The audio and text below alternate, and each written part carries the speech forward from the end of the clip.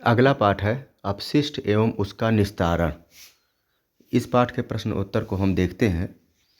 पहला प्रश्न है अपशिष्ट किसे कहते हैं, तो इस पर हम चर्चा करते हैं।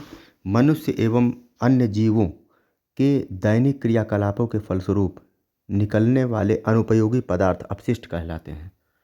अपशिष्ट पदार्थ जो मनुष्य यूज करके फेंक देता है वही अपशिष्ट कहलाते हैं। दूसरा क्वेश्चन है ठोस द्रव एवं गैसीय अपशिष्ट में अंतर बताते हुए दो उदाहरण दीजिए। तो देखिए ठोस अपशिष्ट क्या क्या है। जैसे फलों के, सब्जियों के छिलके, खराब भोजन, मनुष्य एवं जंतुओं के मल मूत्र इत्यादि से जो कचरा निकलता है उसे ठोस अपशिष्ट कहते हैं। द्रव अपशिष्ट मतलब गंदा पानी जो निकलता है, उर्वरक, चमड़ा शोधन, विद्युत उत्पादन केंद्रों तथा उद्योगों से निकलने वाला गंदा और विषैला जल जो होता है वो द्रव अपशिष्ट कहलाता है।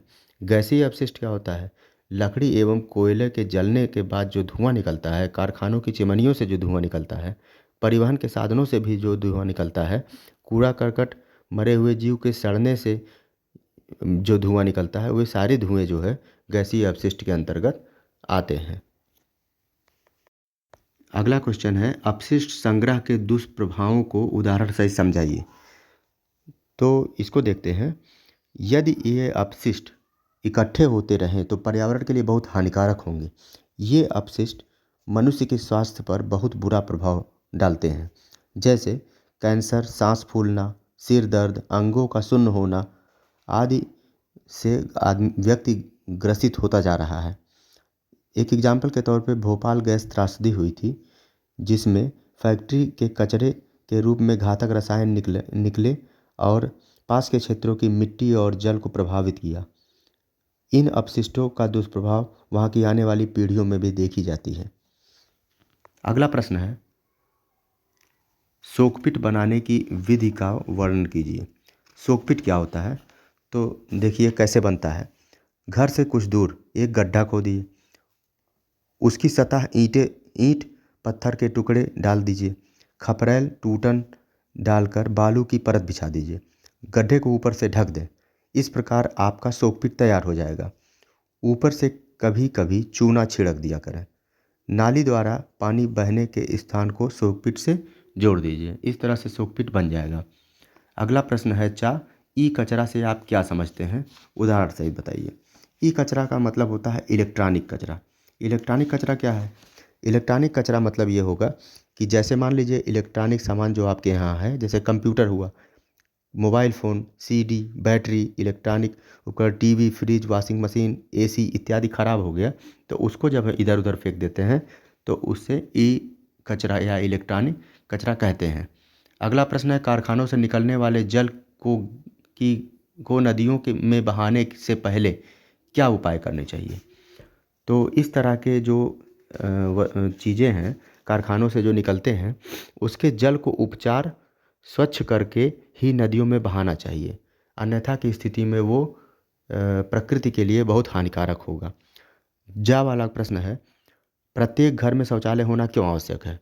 उसका कारण है कि मल मूत्र और गंदगी से बचने के लिए इसकी ज़रूरत है।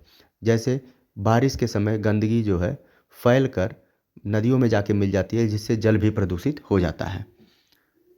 इसके बाद देखिए सही गलत के निशान वाले प्रश्न हैं। उद्योगों से विभिन्न प्रकार के अपशिष्ट पदार्थ निकलते हैं, तो ये सही होगा। अपशिष्ट पदार्थों से हमारा पर्यावरण दूषित होता है, ये भी सही है। अपशिष्ट पदार्थ ठोस, द्रव, गैस रूप में होते हैं, ये भी आपका सही ही होगा।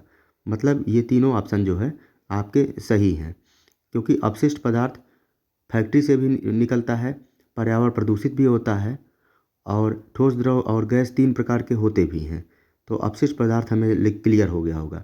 अगला है घरेलू कूड़े कचरे का निस्तारण आज प्रदूषण की समस्या नहीं है। प्रदूषण की समस्या है तो ये गलत ऑप्शन है। अंगा वाला है प्लास्टिक एवं पॉलीथीन आसानी से सड़ती है, तो ये गलत है क्योंकि हज़ारों साल लग जाते हैं प्लास्टिक को सड़ने में। तीसरा प्रश्न है मिलान करने वाला, तो बायोगैस जो है वो जैविक अपशिष्ट है। कंपोस्ट खाद जो है ये फलों सब्जियों के छिलके, सूखी पत्तियों से बनते हैं। गैसीय अपशिष्ट जो होते हैं वो धुएं से होते हैं। जल निकास तंत्र में बाधा पॉलीथीन करता है और अपशिष्टों से पुनः उपयोगी सामान बनाना पुनः चक्रण कहलाता है। अब प्रोजेक्ट वर्क है, थोड़ा इसको भी देख लेते हैं। विद्यालय में विभिन्न कक्षाओं से प्राप्त अपशिष्ट कागज से लुगदी बनाकर उसे खिलौने एवं मुखौटे आदि बनाएं। तो इसको आसानी से बनाया जा सकता है। जो कागज़ हम लोग वेस्ट में फेंक देते हैं, उससे हम छोटे छोटे खिलौने बना सकते हैं, गुड़िया बना सकते हैं, डॉल जिसे कहते हैं। आखिर मार्केट में हमें खिलौने खरीदने पड़ते हैं, तो प्रयास करके इसको बनाया जा सकता है। आप ज़रूर बना के एक बार प्रयास करें। दैनिक जीवन में उत्पन्न घरेलू कचरे से कंपोस्ट खाद तैयार कीजिए। घर पे जो कचरे हैं उनको आप इकट्ठा करके मिट्टी में मिलाकर कुछ समय के लिए छोड़ दीजिए, तो देखिए वो एक कंपोस्ट खाद तैयार हो जाएगा। इस तरह से अगले पाठ को अगले दिन बताया जाएगा।